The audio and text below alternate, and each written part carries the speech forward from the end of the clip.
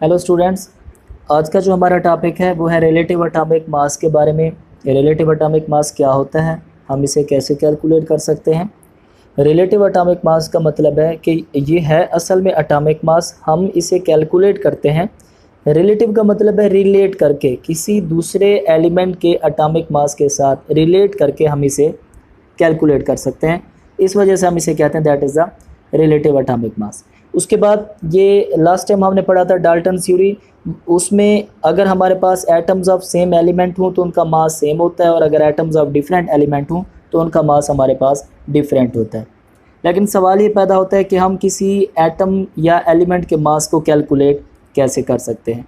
ये देखने के लिए सबसे पहले हम थोड़ा गौर करते हैं एक दूसरी एग्जांपल पर कि अगर हम किसी फ्रूट सेलर के पास जाते हैं और हमने कोई फ्रूट वगैरह लेने हैं, लाइक एप्पल्स और मैंगोज़ हमने लेने हैं, तो हम क्या, अगर हमने 1 kg कोई फ्रूट्स लेने हैं तो जो फ्रूट सेलर होगा वो अपने जो मेजरिंग बैलेंस होगा उसका जो, उसमें वो एक तरफ अपना कोई स्टैंडर्ड वेट रखता है और दूसरी तरफ वो उतने ही फ्रूट्स रख देता है। जब वो बैलेंस में आ जाते हैं तो हमें पता चल जाता है कि जो फ्रूट है अब उनका वेट 1 kg है या 2 kg है, या जितना वो अपने उस मेजरिंग बैलेंस में जितने वज़न रखता है, तो हमें पता चल जाता है कि फ्रूट का वेट भी अब उतना है जब वो बैलेंस में आ जाते हैं। ये था फ्रूट्स के वेट को कैलकुलेट करने के लिए, यानी कि जब हम एक बाट में वज़न रखते हैं दूसरे बाट में उतना ही हम फ्रूट रखते हैं, हमें पता चल जाता है कि अब फ्रूट्स का मास कितना हो गया है। ये फ्रूट के मास को कैलकुलेट करने के लिए था। लेकिन अगर हमें कहा जाए कि आपने कैलकुलेट करना है मास ऑफ एटम्स, तो एटम के मास को कैलकुलेट करने के लिए हम ये वाला फार्मूला इस्तेमाल नहीं कर सकते, ये वाले वज़न इस्तेमाल नहीं कर सकते। क्यों नहीं इस्तेमाल कर सकते? क्योंकि हमारे पास जो एटम होता है, एटम स्मॉल क्वांटिटी होती है, एटम बहुत ही छोटा पार्टिकल है, इसको आम आँख से हम देख भी नहीं सकते। Then how can we calculate its mass? तो उसके मास को हम कैलकुलेट नहीं कर सकते, और किलोग्राम जैसे बड़े यूनिट में तो बिल्कुल भी कैलकुलेट नहीं कर सकते। तो हम कौन सा यूनिट इस्तेमाल करते हैं? हम छोटे यूनिट इस्तेमाल कर सकते हैं। उसमें हमारे पास है AMU, एटॉमिक मास यूनिट। ये एक यूनिट है, इकाई है, जो किसी भी एटम के मास को कैलकुलेट करने के लिए इस्तेमाल किया जाता है। अब जैसे फ्रूट के मास को कैलकुलेट करने के लिए हम क्या रखते हैं? कोई स्टैंडर्ड रखते हैं। इसी तरीके से अगर हमने किसी एटम के मास को कैलकुलेट करना था तो उसके लिए भी हमें एक स्टैंडर्ड चाहिए था। पहले स्टैंडर्ड रखा गया हाइड्रोजन को, लेकिन ये काम ज़्यादा सूदमंद साबित ना हुआ, क्योंकि हाइड्रोजन गैस की हालत में पाई जाती है और दूसरा ये इतनी ज़्यादा रिएक्टिव भी नहीं है।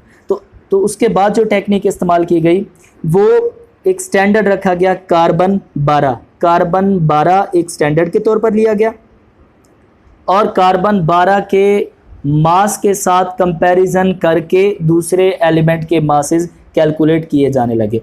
ठीक है, तो कार्बन 12 का मतलब है, कार्बन असल में इसके 3 आइसोटोप हैं, कार्बन 12, कार्बन 13 और कार्बन 14। कार्बन के हमारे पास 3 आइसोटोप हैं, कार्बन 12, कार्बन 13 और कार्बन 14। हम कार्बन 12 इस वजह से इस्तेमाल कर सकते हैं क्योंकि इसकी रिलेटिव अबंडेंस सबसे ज़्यादा, ये सबसे ज़्यादा नेचुरली पाया जाता है। इस वजह से कार्बन के तीनों आइसोटोप में से हम कार्बन 12 इस्तेमाल करते हैं।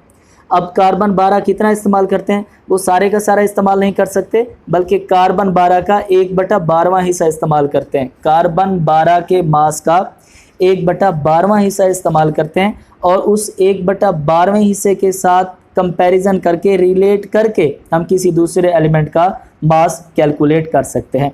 तो यहाँ पर हम समझे कि फ़र्ज़ करो हमारे पास ये कार्बन 12 है और इसके हमने 12 हिस्से कर दिए।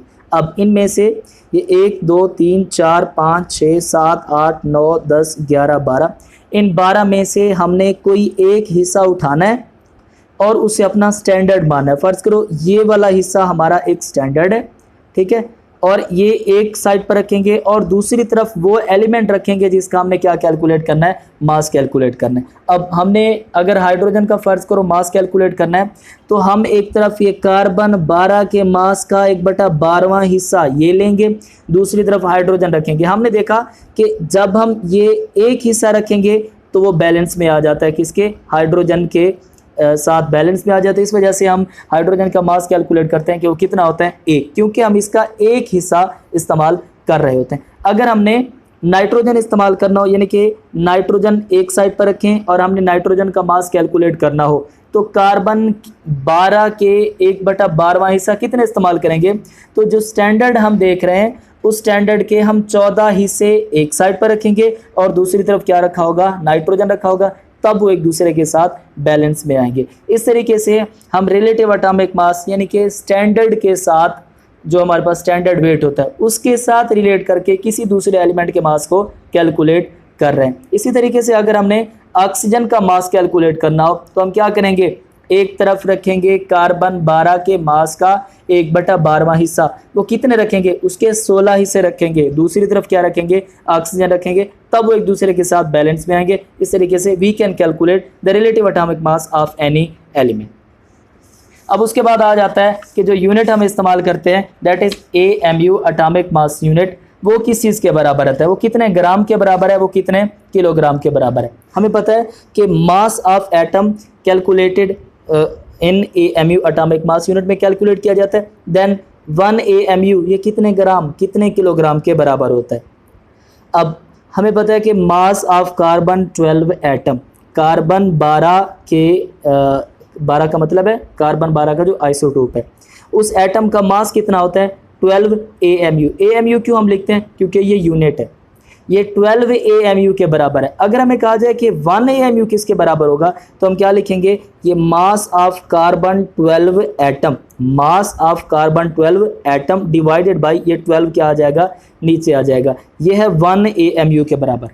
अब अगर हमने 1 AMU कैलकुलेट करना, इसका मतलब हमें मास ऑफ कार्बन 12 एटम, कार्बन 12 जो है या कार्बन जो है उसके एक एटम के मास का हमें पता होना चाहिए। अब वो कैसे पता चलेगा? हमें पता है कि एटॉमिक मास ऑफ कार्बन ये कितने के बराबर है? 12 gram per mole. Atomic mass of carbon कितने के बराबर है? 12 ग्राम फी मोल। ये याद रखें, ये कार्बन के एक एटम का मास नहीं है। फी मोल का मतलब है कार्बन के 1 मोल का मास है। Atomic mass of carbon 12 is equal to 12 gram per mole. लेकिन हमें क्या चाहिए? कार्बन 12 एटम, एक एटम का चाहिए। तो हम क्या कर सकते हैं? 1 atom of carbon is equal to, ये 12 है, ओवर आ जाएगा Na एवोगैड्रोज नंबर, उसकी वैल्यू होती है 6.02 10⁻23। फी मोल का मतलब है Na पार्टिकल्स उसके अंदर मौजूद हैं। जो Na है वो किसके बराबर होता है? 6.02 10⁻23। यानी कि 1 एटम ऑफ कार्बन का मास अब हमारे पास आ गया, ये चीज़ हमारे पास आ गई है। Then we can calculate 1 AMU। 1 AMU किसके बराबर था? Mass of carbon 12 atom over 12, यानी कि अब कार्बन 12 का मास आ गया, वो किसके बराबर था?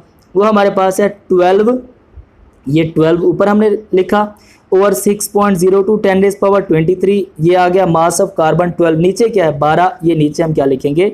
12।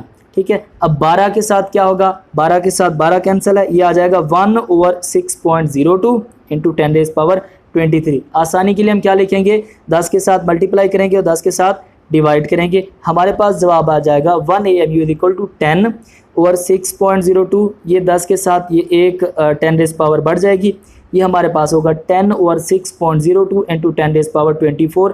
जब हम इसे हल करेंगे जवाब आएगा 1.667 इंटू 10⁻24 ग्राम, या अगर आपने किलोग्राम में लेना है तो हमारे पास आएगा 1.667 इंटू 10⁻27 kg। ये हमारे पास है 1 AMU किसके इक्वल होता है। ठीक है, that was all about the topic relative atomic mass.